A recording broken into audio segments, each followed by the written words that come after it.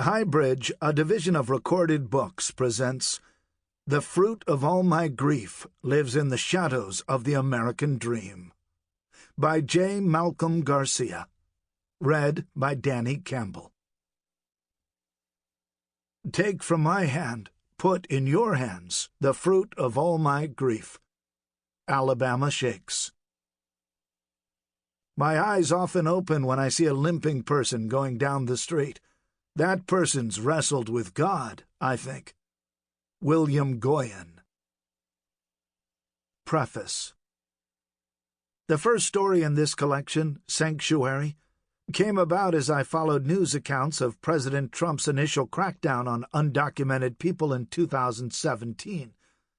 I contacted organizations that worked with immigrants and learned about a Mexican man, Sixto Paz, who had taken refuge in a Phoenix, Arizona church for almost a year.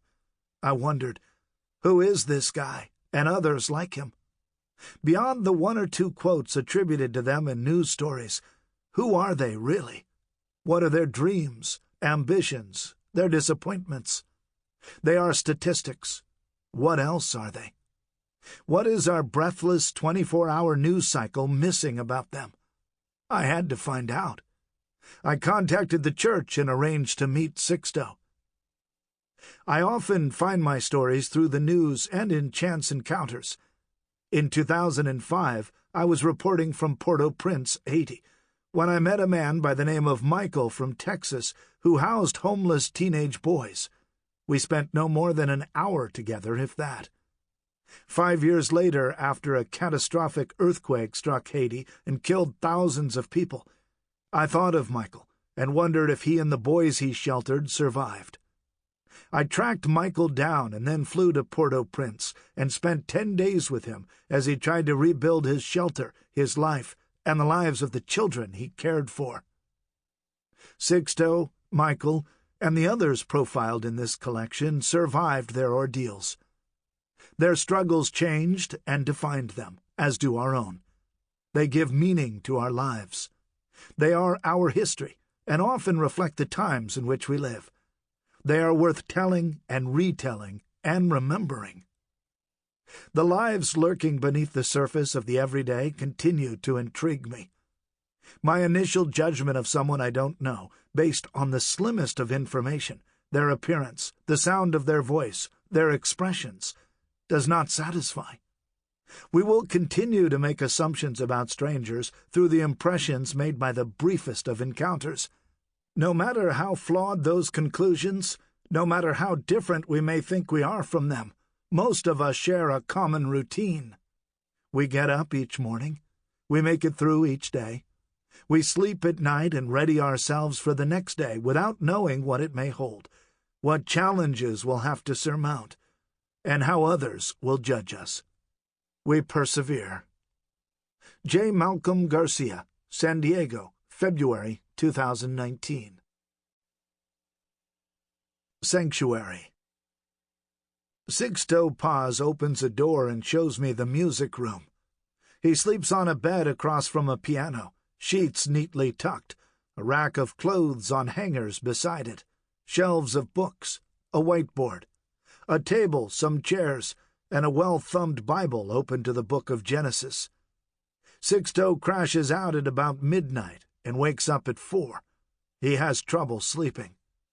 His last night in his Lexington Avenue place? Well, he hadn't known it was his last night at home in Phoenix. He knew he might have to leave, adapt to something not his home, to this church. But when? He had tried not to think about it. Leave family, leave work, leave his life, and come here and do nothing but wait for people he did not know to decide his fate. No, he would put that thought off as long as he could. Sixto is 48. He moved to the States from Mexico at the same time the Reagan administration's 1986 immigration law passed Congress. Among other things, the law admitted undocumented laborers for temporary and in some cases permanent residence. Sixto worked and traveled freely and legally in and out of the country. For more than 25 years he built a life in Phoenix. He fathered a family, 2 daughters and a son, all U.S. citizens. He has no criminal record. But in 2002, the Department of Homeland Security refused to renew his work permit, which had given him authorization to work as a non-immigrant. Sixto blames the decision on changing immigration laws, fueled by a populist backlash that accused immigrants of taking jobs from American citizens. 7 years later, in 2009, he was stopped at a checkpoint near Yuma, Arizona. He was charged with remaining in the United States longer than his work permit allowed and held at a service processing center near Phoenix. He spent the next 7 years fighting deportation in court. His attorney, Jose Peñalosa, told me that he always knew the court might rule against Sixto. He had heard that Shadow Rock United Church of Christ in North Phoenix offered sanctuary to undocumented migrants.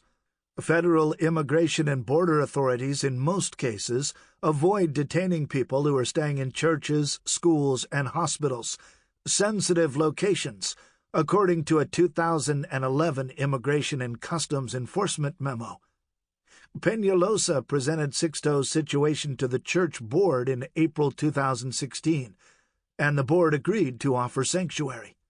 Then, in May, the 9th U.S. Circuit Court of Appeals lifted a stay of removal, paving the way for Sixto's deportation. Peñalosa called Sixto. "It's time to go into sanctuary," Sixto recalls him saying. Sixto was installing a roof. He didn't know anything about roofing when he started in the early 1990s. Now he does. He can shape any piece of metal, any kind of material. Just ask him, and he'll do it. He's worked with Mexican tile, eagle tile, clay tile. He has done roofs on army bases and schools and in residential neighborhoods. He'll build you a roof from scratch if you want. I feel his pride. But on that May morning last year, no one cared about his expertise. He was an illegal alien. He stopped working and called his boss. "I have to leave and go into sanctuary," he said. "I have to quit my job." That feels long ago now. How many months has he been at Shadow Rock? Sixto asks himself. 7? 8? 8, I say. Sixto looks at me and shakes his head. He smiles, the sadness in his eyes unmistakable. His daughters, Cynthia and Alondra, both college graduates, and his 5-year-old son, Ian, visit him at least once a week. He tells his daughters, "Leave your phones at home. Be with me. Don't text your friends. I don't see you that much." Ian scampers around Sixto's room, checks out whatever captures his interest: a filing cabinet, a desk, Sixto's bed. He got a toy for Christmas that rises and whirs in the air like a helicopter. It bounces off the walls. Sixto watches Ian, feels the time they have left with each other slipping away. They talk on the phone all the time, but it's not the same. Not the same at all. Sixto doesn't call too many people. He telephones his daughters every day. They text photos of Ian. If he gets into trouble at school, the girls let Sixto know. For instance, Ian likes to play with food, throws it.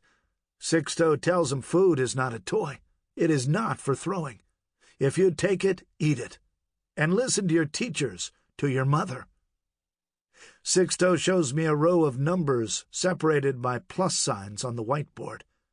He teaches Ian math. The boy is very smart, Sixto says. At Christmas time, Sixto helped Ian write a letter to Santa Claus. "Tell him what you need," he told his son. The boy asked for a Batman mask and cape.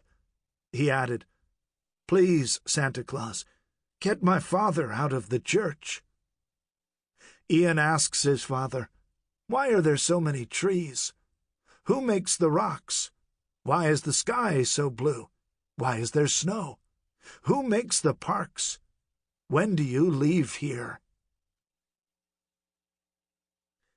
Ken Heinzelman, pastor of Shadow Rock United Church of Christ, sits in his office on a Saturday afternoon and waits for my questions. His office overlooks a road that wends its way downhill from the triangular church. A passing driver would see the light from an electric candle in one of the church windows, indicating that an individual has sought sanctuary. I asked Ken when he first met Sixto. He peers at me through his glasses and strokes his goatee. He recalls the night Sixto and Peñalosa attended the April board meeting. Peñalosa said that an order of deportation was very possible, and he expected a decision any day. Sixto might very well need sanctuary. He was a good candidate, a family man, a homeowner, employed, had never been in legal trouble. Ken and the board considered his request. They concluded that immigration authorities were not considering the life he had established in Phoenix. How could he be expected to walk away from it? The board agreed to let him move into the church. Shadow Rock began offering sanctuary in 2014. That year, the church joined the New Sanctuary Movement, NSM, a growing faith-based initiative that now involves up to 120 congregations across the country, about a quarter of them ready to provide residential protection to people at risk of deportation. NSM is heir to the 1980s sanctuary movement, which dissolved after the Phoenix Immigration and Customs Enforcement Office stopped granting stays of deportation without explanation. Even removal orders resulting from administrative errors and negligent attorneys were no longer being overturned. Shadow Rock had given sanctuary to 3 Mexican men before the congregation agreed to take in Sixto. Although Phoenix does not count itself among the nation's more than 200 sanctuary cities, none of the Shadow Rock cases, Ken tells me, have been challenged by immigration authorities. ICE determined that the men did not pose a national security threat. They had no criminal records, so the agency did not consider their cases a priority for deportation. These days, however, Ken worries. On February 15, 2017, the City Council voted against Phoenix opting for sanctuary city status. In addition, President Donald Trump has threatened to crack down on the sanctuary movement. If he does, Ken says, people like Sixto will be vulnerable. ICE will know where to find them. The Shadow Rock congregation will respond. How? Ken doesn't know. He shifts in his chair and stares at the ceiling, disturbed, I think, by the thought. I ask him about Sixto's first evening in the church.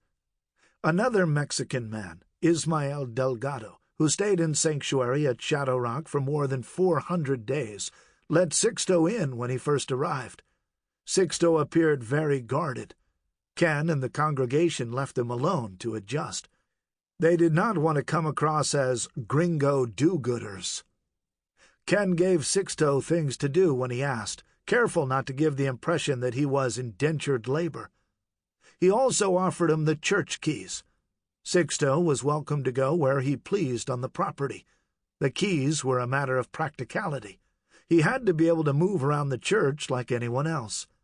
If Ken couldn't trust him with the keys, why would he let him stay?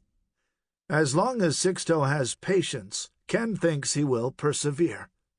The church, he says, is guided in part by the parable of the persistent widow from the book of Luke. In the parable, the widow pleads with the judge to grant her justice against an adversary. For some time the judge refuses, but finally he says to himself, "Even though I don't fear God or care what people think, yet because this widow keeps bothering me, I will see that she gets justice, so that she won't eventually come and attack me." And the Lord said, "Listen to what the unjust judge says. And will not God bring about justice for his chosen ones, who cry out to him day and night? Will he keep putting them off? I tell you, he will see that they get justice, and quickly." Sixto grew up in Sonora, Mexico, one of 9 children. His father farmed land that belonged to another man before he bought his own farm. Their house was so small, so tiny, Sixto recalls. When he was 7 years old, he began to work in the fields. They grew wheat, cotton, oranges, lemons, different things for different seasons. He attended school, took care of cows, sheep, and goats. He completed his homework in the fields. His parents did not know how to read or write. They had no money to send him to college. His father was short but powerful. He would tell Sixto, "Be a man, be strong." Sixto's mother took care of the daughters. His father watched Sixto and his brothers.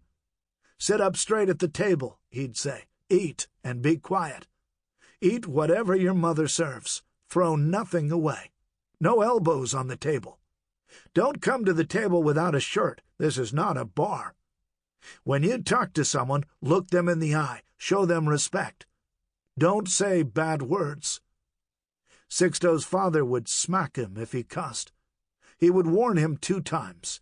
If he didn't listen, he got the back of the hand to his mouth. Sixto caught rides to a school about 25 miles away. He'd leave home at 6 in the morning and get there an hour later by bus. He'd eat a cheese and egg tortilla for breakfast. A family friend lived close to the school and gave him bread and cheese for lunch. His father called his mother Guerrera, warrior, because she worked hard and was fiercely protective of her children.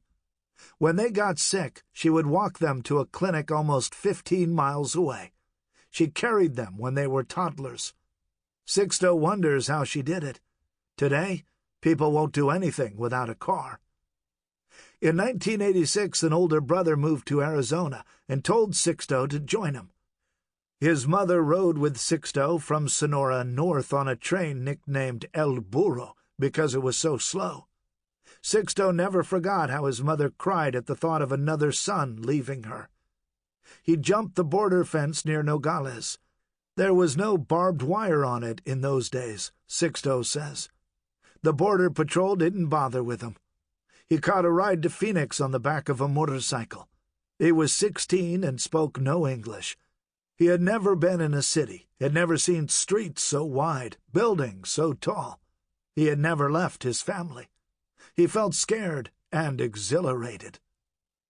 He worked as a landscaper his first 6 years in Phoenix. He cut grass, learned how to use a weed eater. The work reminded him of his family's farm. The hot weather was the same as in Sonora. In Phoenix, however, he had air conditioning. A shower replaced the bucket of water he had used to bathe. A 40-hour work week gave him enough money to buy new shoes. In Mexico, he would have had to work much longer just to buy a pair of pants. He sent $150 a month to his family. Sixto left landscaping in 1992 to work in a warehouse, where he packaged waterbed frames and met the mother of his children. She, too, had grown up in Sonora. They lived together and had 2 daughters, but never married. They separated after 10 years. A failed attempt at reconciliation produced Ian. In 1998, a friend approached Sixto about a job. He said a company was hiring roofers. "I've never done that," Sixto said. "That's okay. You'll learn." "How much will he pay?" Sixto asked. "How much do you want to make?" "Give me $10 an hour." His first 3 months as a roofer, blisters developed on Sixto's mouth and hands from the sun. He wore a long-sleeved shirt and cap to protect himself, but his skin still burned. He sweltered, but he enjoyed the work, the sense of accomplishment in assembling a new roof. The guys called him Viejo, old, because of his wrinkled forehead. In the summer of 2012, his boss sent him to Baltimore. He drove. He liked what he saw of Missouri, Tennessee, and West Virginia. So green. Very different from Sonora and Arizona. For 3 months he worked 10 hours a day, 5 days a week, installing roofs, and 8 hours on Saturday. He visited Washington, D.C., and appreciated its wide streets. Baltimore streets he thought were too narrow. People complained about the 90-degree heat, but Sixto thought it was nothing. Arizona reached 100 and more. He worked with metal in that kind of heat.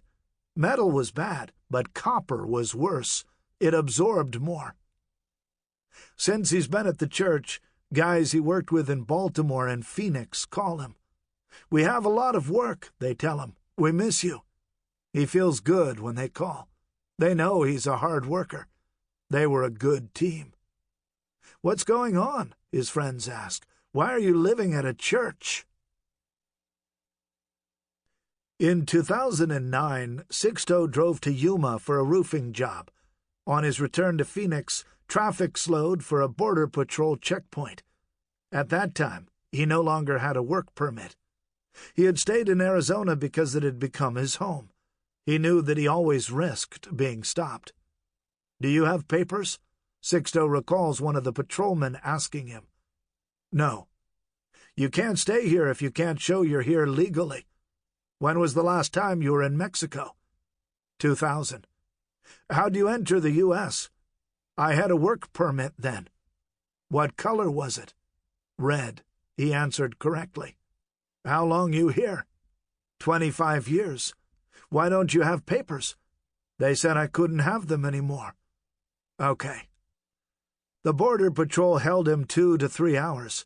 He was taken to a county jail near Yuma until he was dropped off at the ICE detention center in Florence, Arizona. He had never been detained before. People from Mexico, Guatemala, El Salvador, Honduras, the Dominican Republic, and the Philippines filled the center. Sixto felt bad for the families. Fathers stayed in one section, their kids and wives in another. The kids cried. There were a lot of kids, 2 to 3 years old up to 5, and babies. A bad experience for kids, Sixto thought. They don't understand. "Who's hungry?" the guards would say. Sixto and other detainees would raise a hand. "Come here." "Okay, take all these." Sixto and the other volunteers carried boxes of Marachon instant lunch ramen noodle soup to the detainees in their cell block. He slept in a cold room. The light reflecting off the white walls gave him a headache. He never saw the sun. The noise of doors closing, people shouting, overwhelmed him.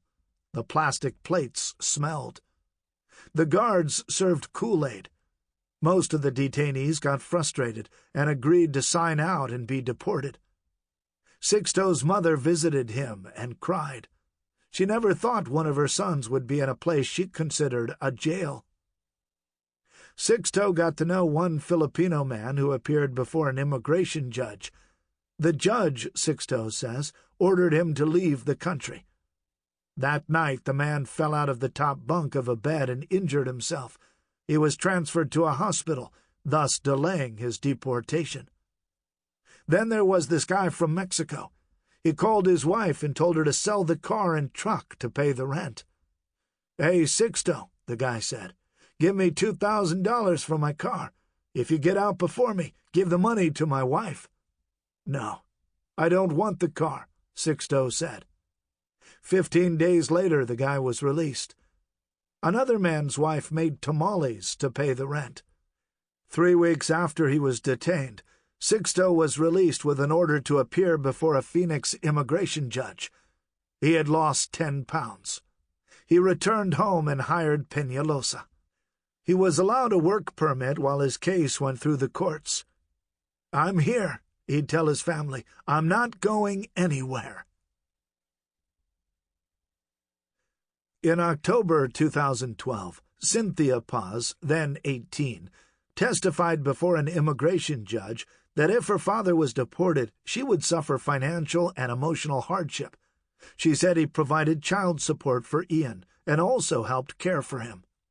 Alondra, 15, testified that she had a good relationship with her father and that he supported her financially and emotionally. Sixto testified that he had lived in the United States since 1986. He owned a home and paid a mortgage of $812 a month. He owned a 2003 Chevy and a 2008 Dodge heavy-duty truck. He had a 401k plan worth about $8,000. He had about $600 in savings. He paid child support. He had studied English for 8 months at a community college. When asked by the court if he could find work in Mexico, Sixto testified that the roofing systems he installed and the building materials he used would not be available there. He did not think he could support his family. Sixto argued that the court should not underestimate the importance of a father to the lives of his children. The court found that Sixto and his daughters provided credible testimony. It did not, however, conclude that his children would suffer unconscionable hardship should he be deported. The court denied Sixto's application. In March 2014, the Board of Immigration Appeals affirmed the court's decision and gave Sixto 60 days to voluntarily leave the United States. Sixto sought a stay of removal from the Department of Homeland Security. The department denied his request, but determined that he was not a priority for removal, citing his lack of a criminal record. He remained in Arizona. In February 2015, Cynthia turned 21 and submitted a family petition on behalf of her father. U.S. Citizenship and Immigration Services, the benefits arm of the Department of Homeland Security, approved the petition and granted Sixto a work permit. But ICE, the department's enforcement unit, opposed the motion to reopen and convinced the Board of Immigration Appeals not to consider the case. Sixto then turned to the 9th U.S. Circuit Court of Appeals. When the court denied his request in May 2016, he walked into Shadow Rock Church. "With a case like this, we need the community to support us and pressure the authorities," Peñalosa told me. "Just me and the church advocating for Sixto is not going to persuade them. It's unfortunate, but that's how it is." Sixto's daughter Cynthia remembers that her father took her and Alondra to a mall the night he told them he might have to move into Shadow Rock. He broke the news as he looked for a parking spot. It was his only option, he said. Cynthia cried. She'd had a high school friend who had been deported as soon as she started driving. Her friend had been heading home from work and got stopped. That was it. She was gone. Cynthia feels very close to her father. She doesn't understand why the Immigration Court and the Department of Homeland Security would not accept her petition. She worries about him. He's not the type of person to sit around and do nothing. Sanctuary sounded like a prison. She works as a medical assistant. When would she have time to see him? Only weekends? When Sixto told his boss he had to go into sanctuary, his boss told him to seek the advice of a lawyer. Sixto told him he had a lawyer and that his lawyer had just called and said to get to Shadow Rock. Sixto finished the day's roofing job and drove home. He showered, grabbed a change of clothes, and his brother drove him to the church. When he left his house, Sixto felt weird, sad. He couldn't believe it. As he looked out the window of the truck, he already felt separated from the world. He had never expected this, not after having lived in Phoenix for so long. Everything seemed to be on his side, and then it wasn't. Good job, his family doing well. What happened? He didn't understand. Ismael met him at the church and let him in. "Your case is easy. Everything will work out," he told Sixto. Ismael showed him his room. Sixto lay down and stared at the ceiling in the dark. He told himself, "This is not my home." The next morning he woke up at 6. He walked around the church, wandered up the cactused hills behind it, and watched the sunrise and shadows retreat like water pulled back from shore by an undertow. In the light he noticed that someone had vandalized a table near the church playground. Maybe he could fix it. Something to do. Sixto's life soon fell into a pattern. Ismael helped him establish a routine. Get up early, drink coffee, shower, slip on a t-shirt, jeans, run a comb through his head of thick dark hair, shave and trim his mustache, read the Bible, make breakfast, walk around outside, BS with Ismael, watch a little TV, play basketball on the court in the back of the church, help with general maintenance. Sometimes people from the congregation dropped by and wished him well. Everything happens for a reason, he told himself. He and Ismael talked about what they would do when they won their court cases and left the church. Sample complete. Ready to continue?